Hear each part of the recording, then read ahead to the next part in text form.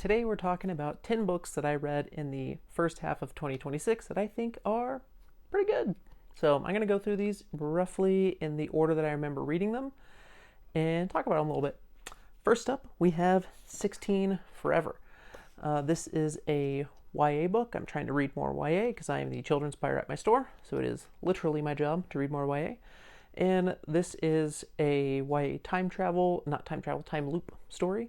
And I think YA and time loops work really well together because both are kind of like the coming of age story, where with young adult it's always, figuring out kind of who you are in this world when you're about to, become an adult.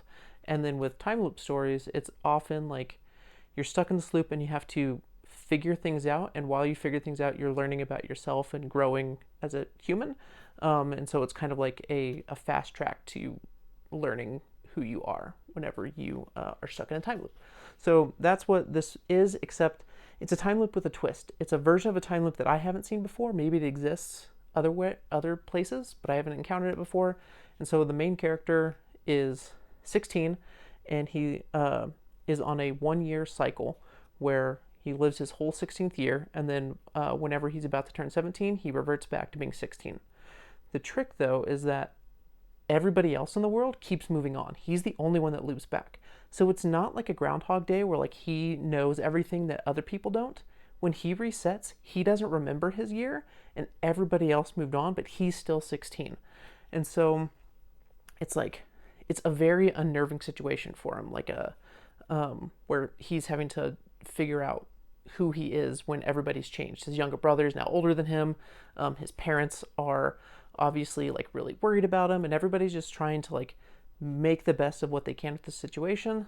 And ultimately, it's a book about how do you grow up, and I really liked it. So yeah, that is 16 Forever. Next up, we have The Left and the Lucky. So if you're around in literary circles, you'll occasionally see a think piece written by someone that's like, they don't make books for men anymore. And usually what they mean by that is there aren't enough like books about sad sack professors sleeping with their students or whatever. And to that I say good. We don't need those. But Willie Vlotten is a great like writer for what I think of as like masculine literature.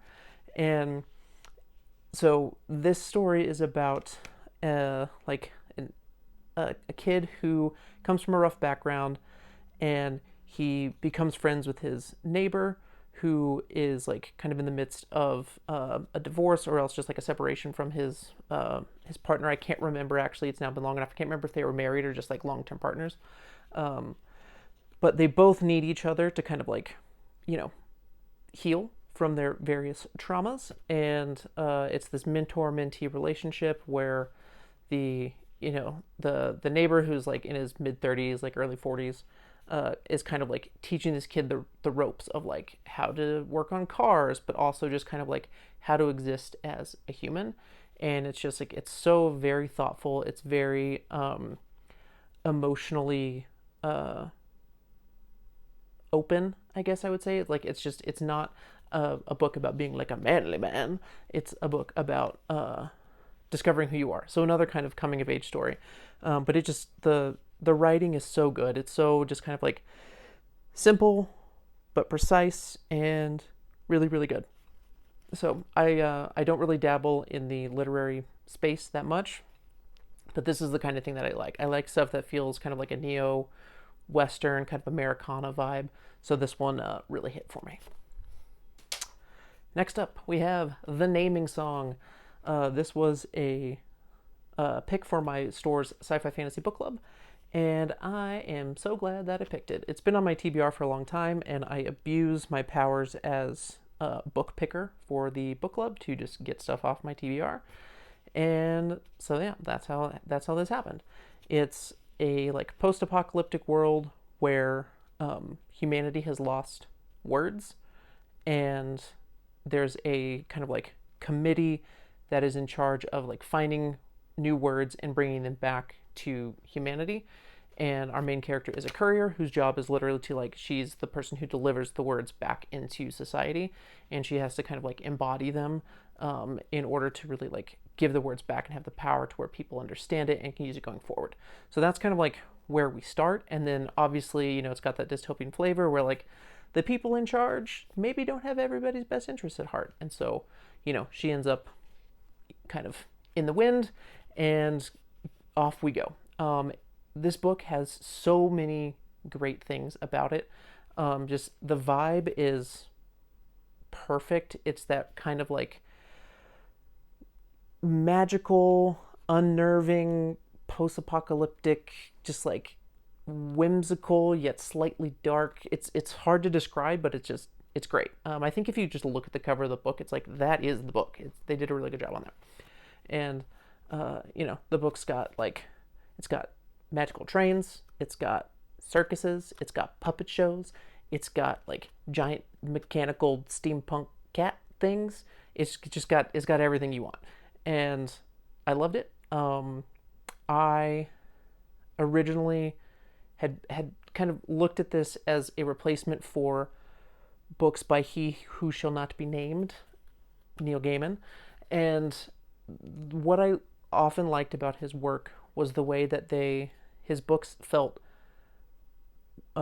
grounded yet fantastical, kind of like a modern fairy tale in a lot of ways.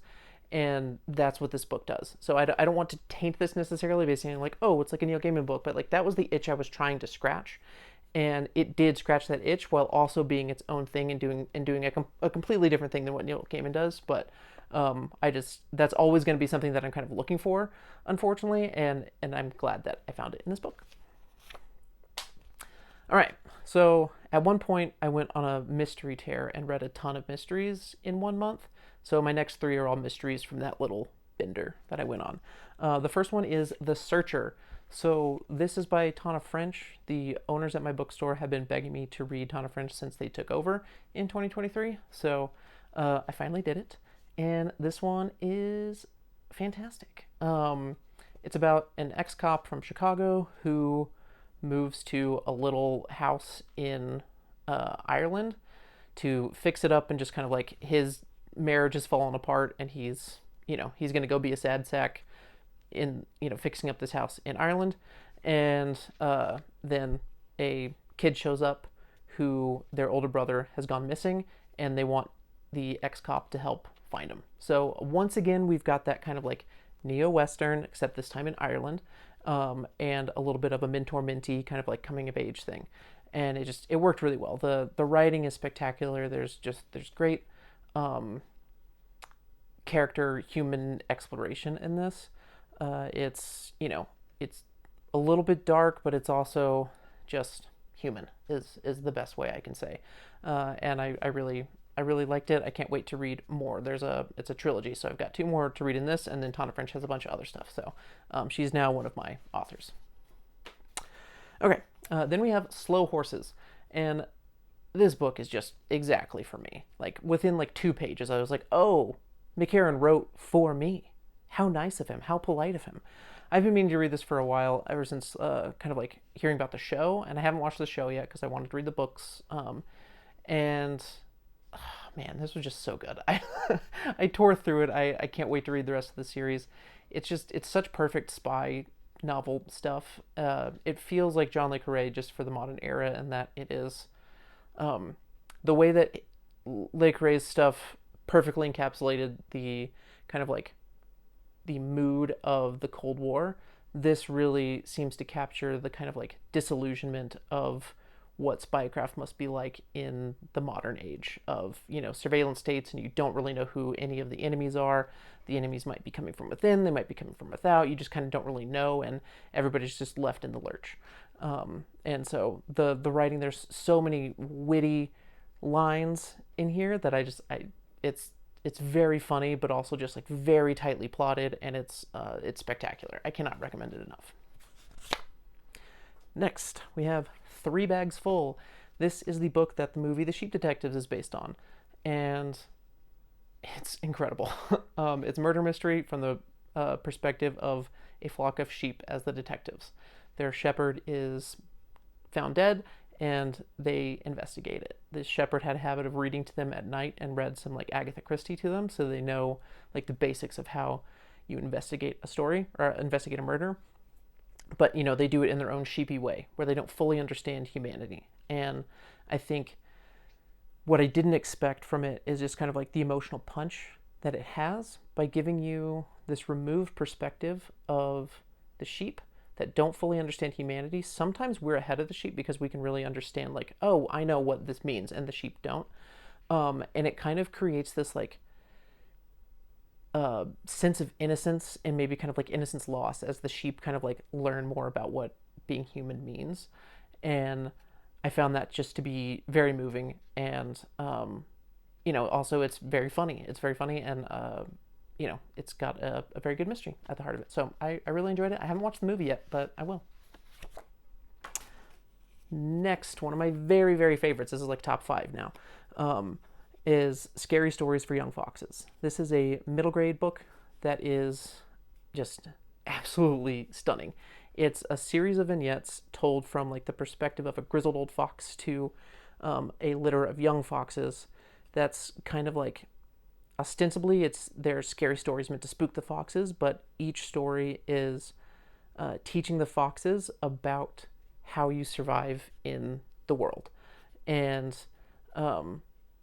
like one, it's kind of like there's 7 foxes and there's 7 stories, and so there's like how after each one, it's like one of the foxes gets too scared and goes away, and so it's like, who's the fox that's going to stay and really learn the whole truth of what it means to be a fox in this scary world. It's a gorgeous book. It's got these awesome illustrations. I love the way it flips from like white background and black text to black background and white text. It's very, very good. If you've never liked animal stories before, try this one. It will make you believe in animal stories. Rose House. This is a novella by Arkady Martine. I loved A Memory Called Empire. That book is so good.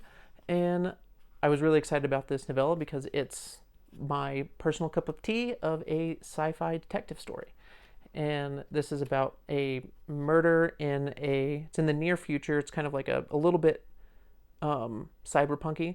And it's like in the future, there's this smart house in the desert, and somebody dies inside, and they have to kind of, there's got to be an investigation into like how it happened, but like people aren't allowed in this house anymore, and there's just all these mysteries surrounding the dead architect of the house, and then who was found murdered in the house and all this stuff. So it's really good. It's a novella. It's tightly paced. It's really, really good. I was fortunate enough that I got to do this for book club at my store, and because Arkady Martine lives in Santa Fe, she came down and talked to the book club and answered questions about it. It was a fantastic conversation.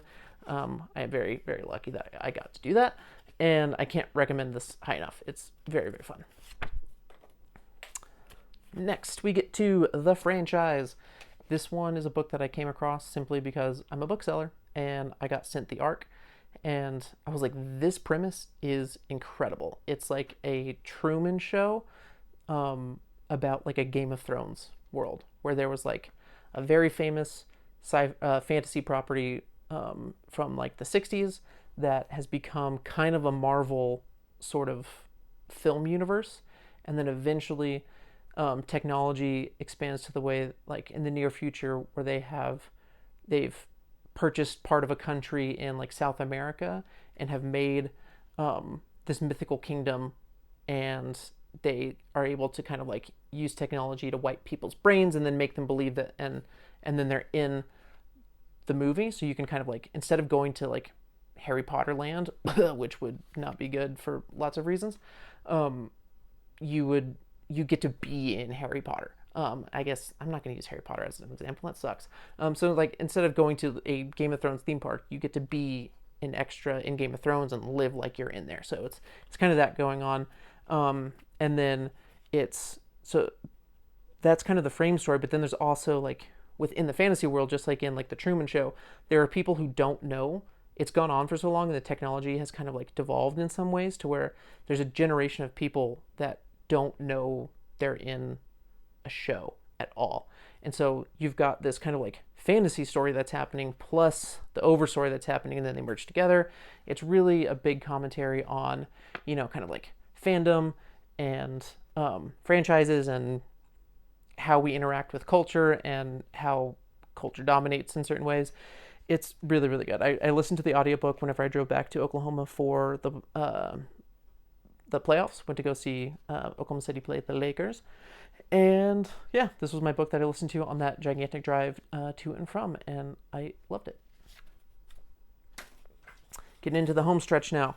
The last book that I have on here is The Raven Scholar.